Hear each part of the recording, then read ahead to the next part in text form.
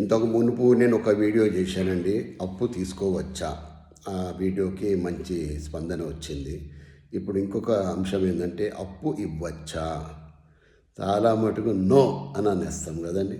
కానీ నేనేమంటానంటే ప్రాణాపాయంలో ఉన్నప్పుడు, ఒక మెడికల్ ఎమర్జెన్సీ ఉన్నప్పుడు ఎంతో కొంత మనకు తోచినంత ఇచ్చేయడమే. అది అప్పు కింద కాదు, ఇంకా రాదు అని ఇచ్చేయడమే. ఎందుకంటే మన తోచినంత సాయం చెయ్యాలి ఆ టైంలో. కొన్ని పెళ్ళిళ్ళకి కానివ్వండి, కొన్ని ఉంటాయి ఎమర్జెన్సీ, వాటికి ఇవ్వడంలో తప్పు లేదండి. కానీ ఈ ఫ్రెండ్షిప్లో కానీ లేకపోతే రిలేషన్స్లో కానీ చాలా మటుకు ఇచ్చిన అప్పులు తిరిగి రాకపోగా ఏమవుతుందంటే ఆ రిలేషన్షిప్ మొత్తము ఖరాబ్ అయిపోతుంది. ఇంకా వాళ్ళు మనతో మాట్లాడరు. సో అప్పు ఇచ్చినప్పుడు చెప్పే మాటలు ఒక లెక్క ఉంటాయి, మనం అడిగినప్పుడు సవలచ్చ కారణాలు చెప్తారు. అరే నా వల్ల కాదు పోయి, ఏమనుకోవద్దు, ఇంకా టైం పడుతుంది అంతేగాని ఎప్పుడు ఇస్తామని ఎవరు చెప్పరనమాట. కొన్నాళ్ళకి ఏమవుతారో ఎదురు తిరుగుతారు. నా వల్ల కాదు పోయి, నా దగ్గర ఏం లేవు, బుట్టా పకీరు, ఏం చేసుకుంటావో చేసుకో అన్నప్పుడు ఏం చేసుకుంటామంటే పోలీస్ కంప్లైంట్ ఇస్తామా, కోర్టులకు పోతామా. చాలామంది ఆ పనులు చేయరు. పోతే పోయింది, నా కర్మ కొద్ది పోయింది అనుకుంటారు, ఊరుకుంటారు. కానీ కొంతమంది జీవితాలు ఆగమైపోతాయి. నాకు తెలిసి ఒక ఫ్యామిలీ ఉందండి, ఆయన చాలా మంచి వ్యక్తి, ఆయనకు ప్రాణ స్నేహితుడు చిన్నప్పటి నుంచి. ఆయన బిడ్డ పెళ్లి కోసం దాచుకున్న పైసలు ఆయన అప్పు అడిగిండు కదా అనేసి ఇవ్వడం జరిగింది.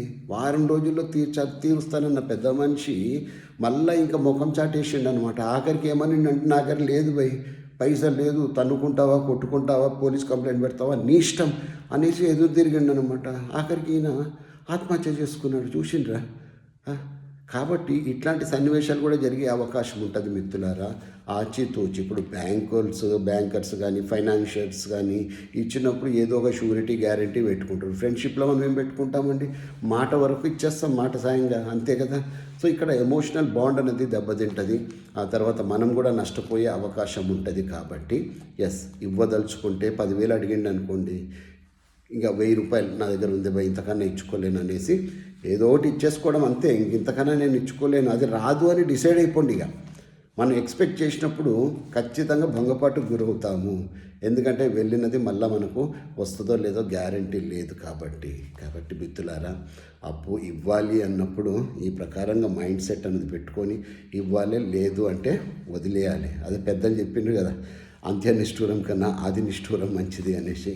కాబట్టి యూ హ్యావ్ టు బీ కరాఖండిగా కొన్నిసార్లు ఉండాల్సి వస్తుంది. Learn to say no when you cannot. ఇంకొంతమంది ఉంటారు, అయ్యా ఈయన దగ్గర పైసలు లేకపోతే ఇంకో చోట అప్పు తీసుకొచ్చి పెట్టేవాళ్ళు ఉంటారు. కాబట్టి ఇలాంటి తొందరపాటు పనులు చెయ్యకండి. మీ యొక్క ఫైనాన్షియల్ స్టేటస్ మీరు చూసుకోండి, దానికి తగ్గ నిర్ణయాలు తీసుకోండి.